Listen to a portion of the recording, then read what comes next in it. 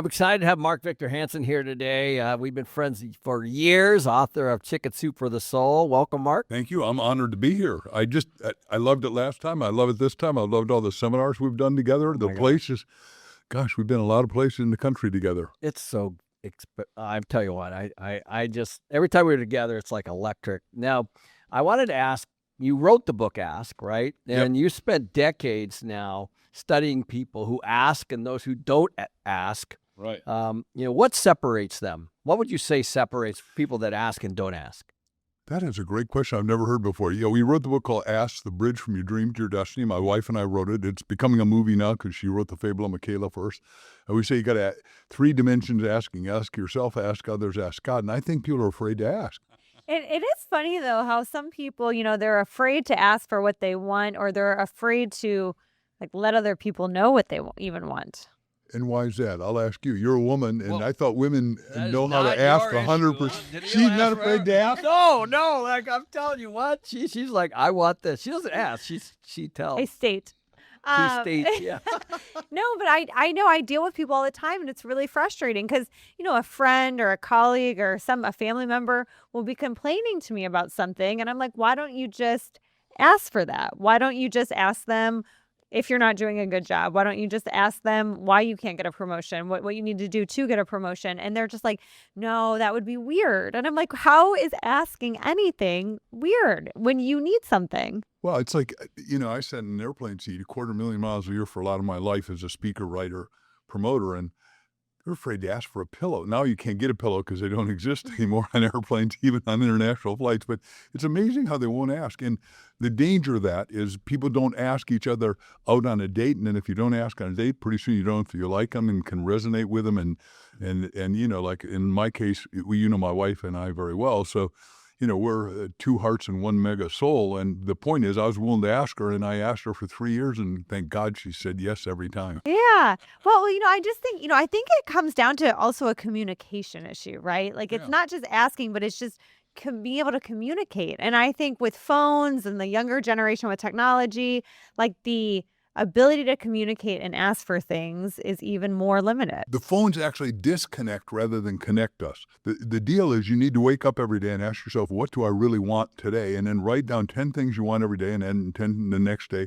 And pretty soon you wake up and feel comfortable asking, but you got to figure it out and then put it in writing. And it seems, well, that's too simple. Well, try doing it and see how simple it is. Yeah. Mm-hmm. Could you write down 10 things you really want right now? I tell you what, when I started actually, one being having great gratitude in the morning, right? Yep. And I always like to think of that first. But then to your point, it is true. Manifestation works. Writing is a piece of manifestation, I believe. Yeah. It's a huge, huge thing. It gives the highway. It does. Yeah, and it makes you think about it. And I love one of the lines in the book that I loved with the size of your life determines is determined by the size of your asks. Right. You think about that. Yeah. Like when I trained in life insurance when I began back in 73 and 74, everybody was saying, well, I want to sell a $100,000 policy. I said, look, 1 0 will change your fortune. It'll change the fortune of the general agency, the manager, and the company. And the only mistake I made is I didn't ask them to give me a piece of State Farm insurance because I'd even be richer than I am right now. But 1 0. So they went from $100,000 policies to $1 million policies. And the guy, he's not going to be insulted. Remember, back in the 70s, and I'm in New York and it's cold.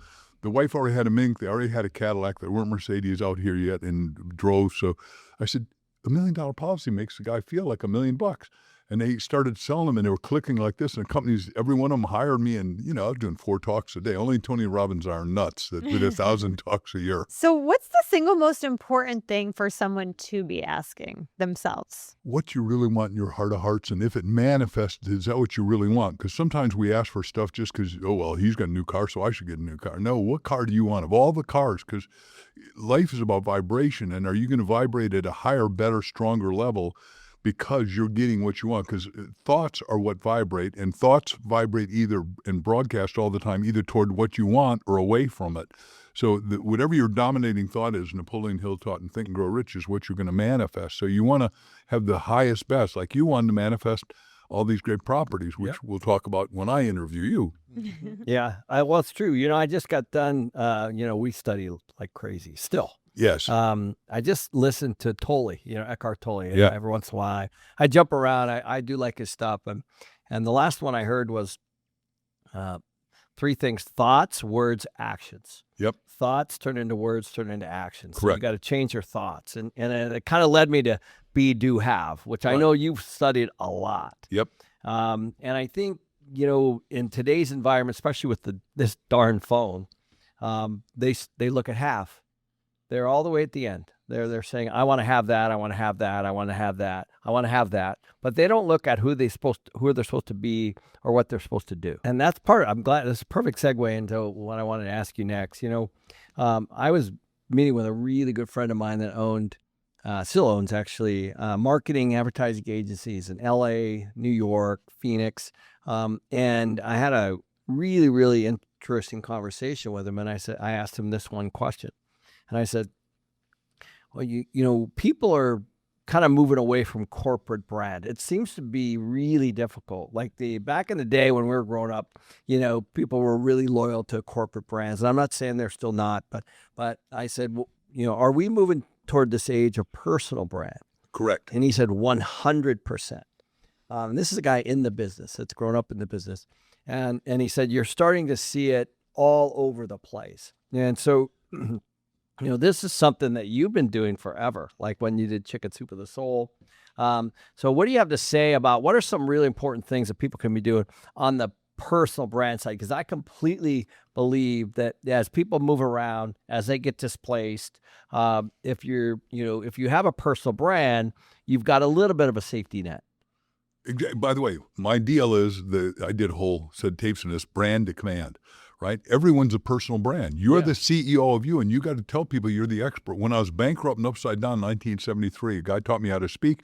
He said, here's what you're going to do. You're going to go out, pretend you're a general agent or manager in a little life insurance agency. And say, I'm a professional speaker and sales trainer, and I'm going to triple your income, double your time off. Then I shut up. What would you say next? I was going to say no to that. Yeah, exactly. Right. So your personal brand has got to be so succinct that you got your USP, your unique selling proposition like that. And they got to say yes. You were teaching hooks before they knew what the word hook was. Before we knew clickbait. That was clickbait. I know. That is what it is. Now by the way, with your show and mine, we're both clickbaiting. Yeah. Well, the thing is it really is. It's a very, very clear, short statement that hooks somebody in. Yeah. Right? Yeah. And it's got to be something so, remember, go, what? You're going to triple my income? Who would? And why? double your time off. That was 100% true. And I tell you, it was one of those things that, well, the story. I got asked the other day, like, they said something about me building an empire, and I go, whoa. I go, no. An empire has a beginning and an end. Like, I'm building a legacy. Ooh, Very, that's good. very I like different, that. right? And so part of that, it's not business. Part of it is business. But the other piece, the most important piece, is relationships, kids, and all that kind of stuff. So I saw, now I see it. I see, here I am. My kids are now in their 20s, and they're actually both working for us. But I have friends that are not at good places with their kids right now. Because they entitled their kids. Yeah. You believe your kids, and I believe my kids, and my grandkids all work with us somehow, sooner or later. Yeah. And they got to work, or you give me. And give me is not, it doesn't give you self-esteem, doesn't give you self-validation, doesn't give you CEO over your brand. Yeah. And I heard, I said this one time. I was doing a talk, and I said, kids need twice the time and half the money. I never heard that before, but I like it. The other thing is, so your legacy dynasty, I like that. I've never heard that before. Last, I'd say you got to write a biography, preferentially with Mark Victor Hansen library, but and then we'll talk about our film company in a second. But the brand, the reason you write your book is, first of all, so you meet you, but it creates legacy, lasting value for yourself, your friends, your family, the future. And it's the only thing that's permanent. And you say, well, I didn't think it's permanent. What makes it even employment? It's permanent because all this stuff in the Bible is 5,000 years, the Old Testament, 5,000, 6,000 years old. We can argue about that, but who cares, right? It doesn't matter. The point is, the story lasts because all you really share is your story, but then you got to have your values. And the only 3 people who have kids that keep working, like we were talking about Kennedy, Joe Kennedy wrote his values. Rockefeller wrote his values. Whether you like the person or not, it's not it. My hero, Andrew Carnegie, wrote his values. You crystal clear knew what they thought. Our whole economy is based on, do you create an economic value? Now, love of values and all that are there also, but just economic value is pretty easy to read. Well, it is. Yeah. I mean, I don't want to simplify it, but you either consume or you produce, right? Or you can do both. Well, I do both. I like her. She's good. But the point is you're right. But I will say this: if you're producing, the world rewards you. In fact, Danille and I were just talking about this. We're this year starting an annual family meeting. Good. Yeah, and so we're looking into what the Rockefellers and all the, not that we are those people, but what were some best practices from those. And here's what I learned, which is really, really interesting, kind of exactly what you were talking about. They don't talk about money. That's really interesting. It was all about values. It was all about the mission statement for the family, the philanthropy, things that are important to them, those kinds of things. It's really, really very, very interesting. Most people probably think that it is about money, but it's almost never about that. It's a very, very, very small piece. Everybody's got to have a place to go to that they really coalesce and they really relate, because most people we fall out of relation with mother, father, dad, brother, sister, uncles, aunts. And what you're saying is, look, how do we put it back together? Yeah. And what they said is, you got to have storytelling down. So everyone's got to tell your story. What did you do this year so we really know? Yeah, that's right. One of the things that I did do, I will tell you, before my dad passed, and is my brother, sister, and I, we hired a videographer. And we got 20 questions. We vetted. We literally, back then, we went and found articles and all these kinds of things. We put together 20 questions and we split them up and we interviewed them for about 6 hours. God bless. Do you remember the best question you asked? How they met. How Mom and he met. Yeah, how they met. Their careers. Their parents. All that stuff. We videotaped, and it was one of the best things. Because most people don't have that. Yeah. They don't think that they got to do, well, dad and mom are going to live forever. No, they don't live forever. Correct. And when they transition, you'd like to have that. And I'd love to know even 3-4 generations back. Yeah. And I would gladly take the time to go over it and read it, or better yet, watch it. But watch it is something that's only happened in the last couple of decades. You can't really do that all the way it's back. important because we don't think about it. You got to be intentional with that. Yeah. So Mark, how can someone get clear, like if they're looking to try to figure out what they want to ask? How do they get clear with themselves what they really want? Oh, I love that question.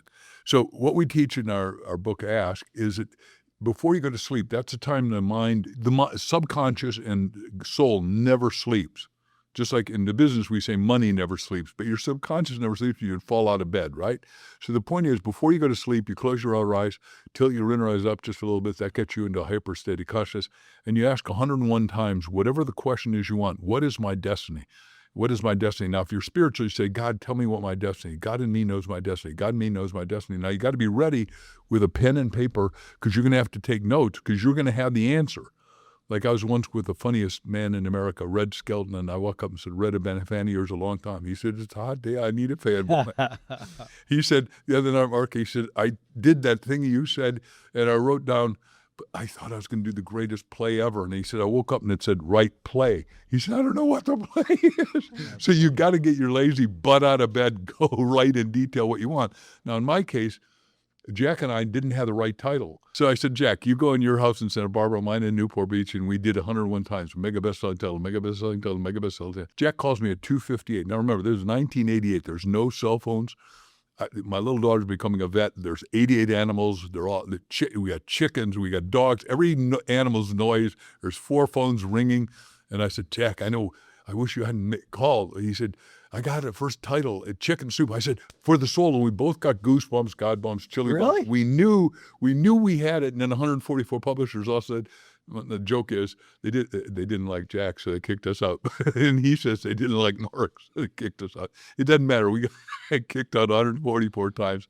And then a little publisher that took us, HCI, which we made a fortune for. We didn't know he was bankrupt. We went to the little Anaheim Convention Center, 60,000 people, and we're wearing little backpacks and our stuff, and everybody's still turning us down. Last day, third day, guy said, I'll take it if you buy 20,000 copies at $6. I look at Jack and I go, boy, that's the only way we're going to get distribution. I'll sell it. He said, if you promise you'll sell them, I'll sign for it. But boy, our wives are going to be. Oh, wow. Proverbs, God's book of wisdom. Isn't that cool? Yeah. That's great. And so he said, what are you going to do? I said, well, you pulled it up, but let me write the forward and afterward, because he didn't feel comfortable. I'm supposed to be world's best-selling author, so I should be able to write. So first of all, I said, holy cow, I love Solomon and tells how to wisdom, and you ought to read a chapter a day for 31 days and you'll get wise. I buy it. But he never told you what wisdom was. So I said, well, this is really pompous, pretentious, arrogant on my part, but I'm going to write the definition of wisdom and explain how it works. So I wrote, so wisdom is defined by me is actionable knowledge of the right thinking, the right decisions, to get the right results right here and right now. Any objections? No. And you're allowed to object or No. say, you heard something better, because knowledge is what universities and high schools, what do? They stump brain. But what really works for wisdom is mind. Only mind has wisdom. That's why we said earlier when we started, before we talked, we're talking about AI. AI can never be wise. All it's got is the eclectic knowledge, but it doesn't have the wisdom, and it doesn't have the seniority of thinking through and making a lot of bad decisions so you can make a lot of better ones right now. Well, it's interesting you bring this up, because I think a lot of people think that they're the same, but they're not. Knowledge and wisdom are not the same. I think, to your point, a lot of people go to school and get great knowledge, Right. but then they don't have the wisdom to use the knowledge. Some do. And some of them stay for 7 or 8 Yep. PhDs. Correct. And they're intellectually smart, but they're not wise, and they're not useful either. And they're not valuable.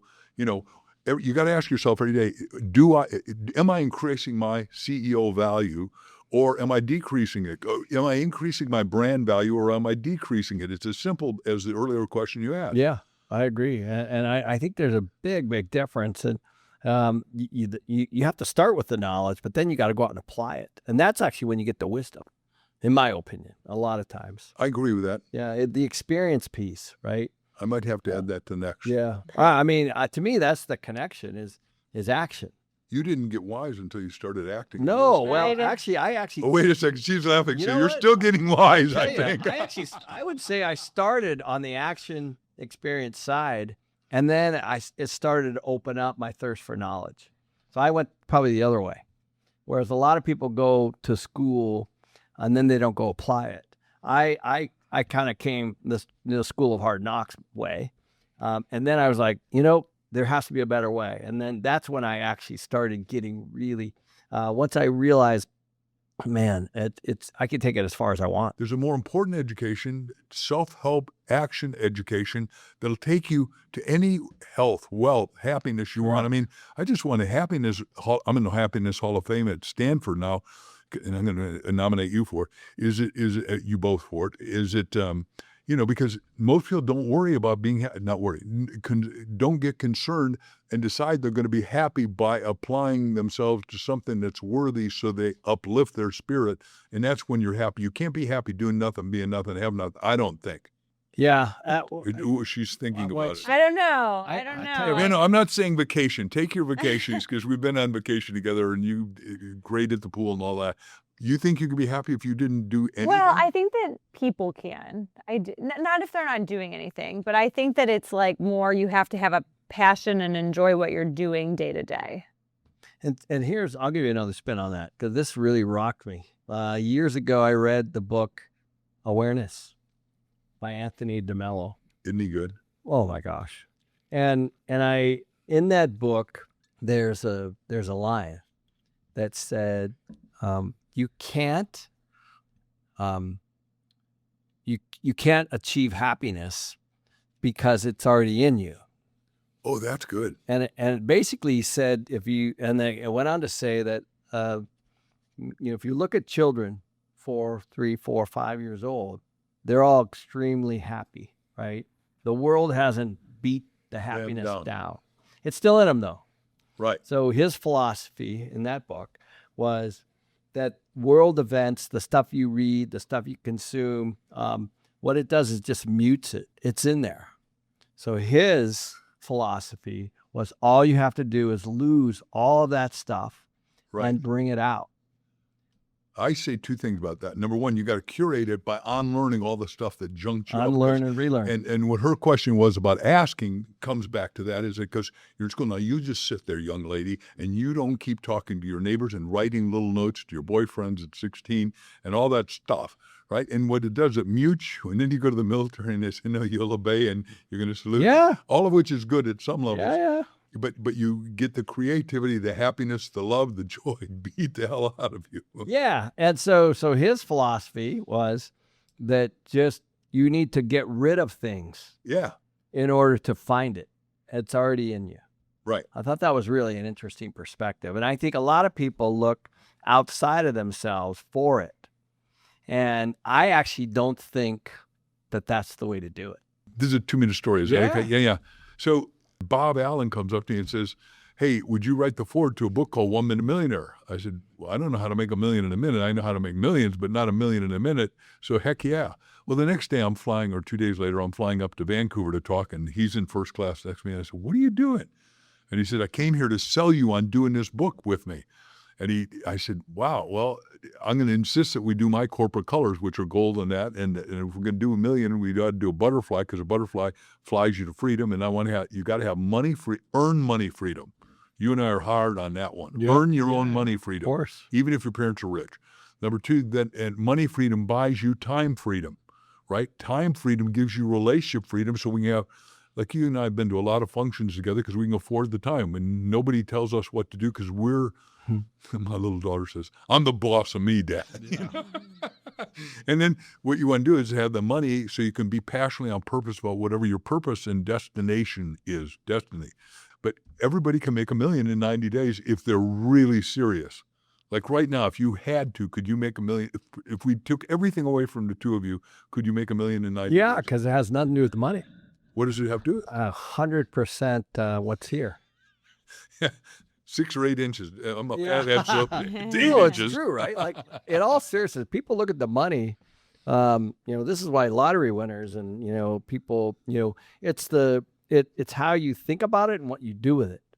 Right. It's not the dollars. And that's why it just gets replicating and compounding, right? It's Right. just Consistency compounds better Yes. than anything. correct. Yeah. It's how you see the world.